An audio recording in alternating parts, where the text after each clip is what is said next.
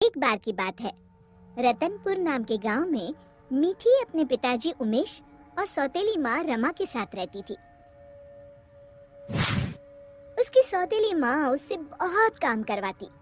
मीठी, कुएं से पानी लेकर आओ। हाँ माँ, अभी लाती हूँ। रास्ते में धूप से बचने के लिए वो एक लीची के पेड़ के नीचे खड़ी हो गई। तभी उसका ध्यान लीची के पेड़ की तरफ गया। लगता है इसको पानी की जरूरत है। मैं आज इसमें थोड़ा पानी जरूर डालूंगी।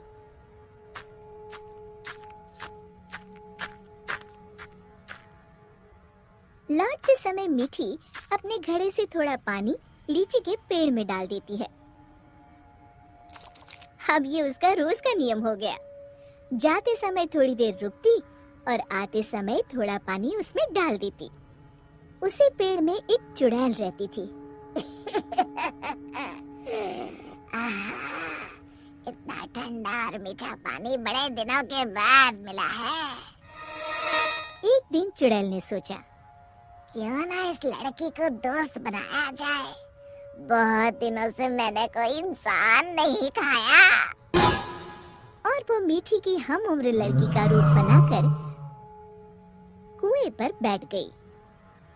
क्या नाम है तुम्हारा? मीठी। और तुम्हारा? अम्बी। अम्बी? अम्बी तो खट्टी होती है। तुम मीठी और मैं खट्टी, मतलब मीठी खट्टी। नहीं, मीठी खट्टी नहीं, मीठी अम्बी। दोनों खिलखिलाकर हंसने लगती है। अरे, मुझे तो तुमसे बातें करके बड़ी देर हो गई। और जल्दी से घड़ा लेकर घर के लिए चल दी। थोड़ा सा पानी उसने लीची के पेड़ में भी डाल दिया। चुड़ैल बहुत दिनों से अकेली रह रही थी। उसे मीठी का साथ अच्छा लगा। वैसे मीठी अच्छी लड़की है, क्यों ना इसे अपनी दोस्त बना लूं। ऐसे ही रोज मीठी और अम्बी कुएं पर मिलती और ढेर सारी बातें करती, खूब हंसती, खिलखिलाती। एक दिन, आज तो बड़ी देर हो गई, मीठी पानी लेने नहीं आई। क्यों ना उसके घर जाकर देखूं। ये सोचकर चुड़ैल मीठी के घर पहुंच गई।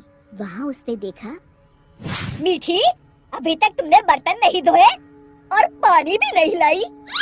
बस माँ, खाना खाकर अभी बर्तन धोती हूँ।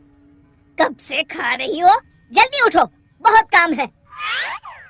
खाना खाकर मीठी बर्तन धोने लगी। आज मैंने लीची के पेड़ में पानी भी नहीं डाला और न ही अपनी दोस्त से मिल पाई।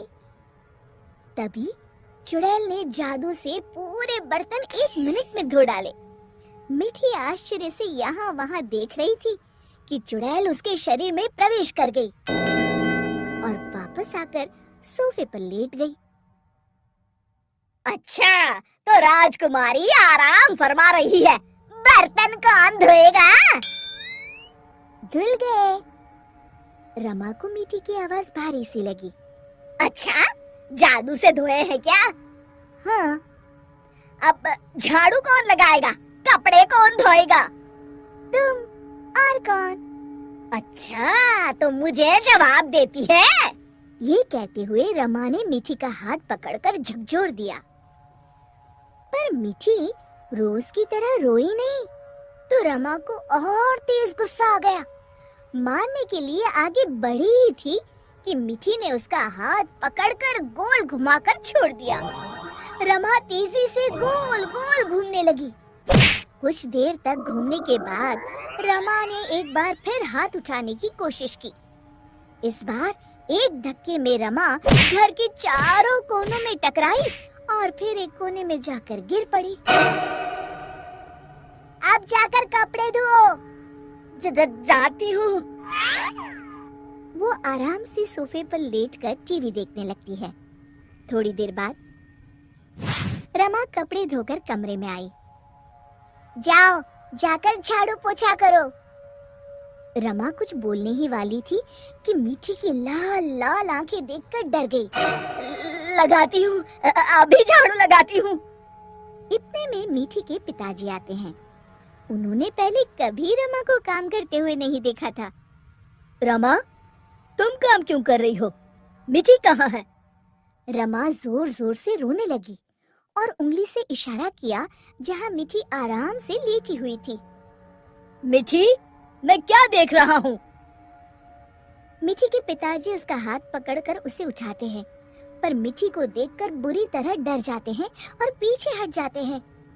ये देखकर मिठी के शरीर में घुसी चुड़ैल जोर जोर से हंसती है।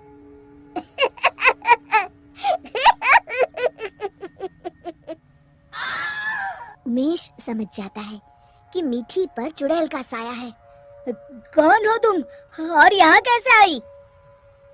तभी चुड़ैल मिठी के शरीर से निकलकर लहराती हुई सामने खड़ी हो गई और गूंजती हुई आवाज में उसने कहा, मैं अम्बी हूँ।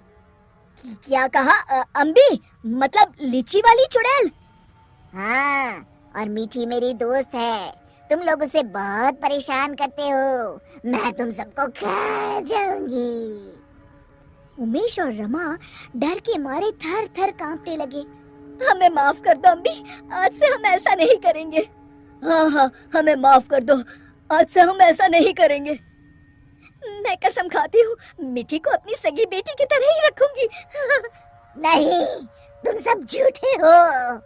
अम्बी को बहुत गुस्सा देखकर मिठी बोली, नहीं नहीं अम्बी, तुम मेरी अच्छी दोस्त हो ना। मेरे माँ पिताजी को कुछ मत करो। नहीं, इन्हें सबक मिलना जरूरी है। तुम्हें मेरी कसम। ठीक है, अभी छोड़ देती हूँ, लेकिन जब भी तुम्हें मेरी जरूरत हो मुझे बुलाना, मैं फौरन आ जाऊंगी। और फिर उस दिन के बाद से रमा ने कभी मिठी को तंग नहीं किया। शिक्षा: हमें किसी के भोलेपन या मजबूरी का नाजायज फायदा नहीं उठाना चाहिए।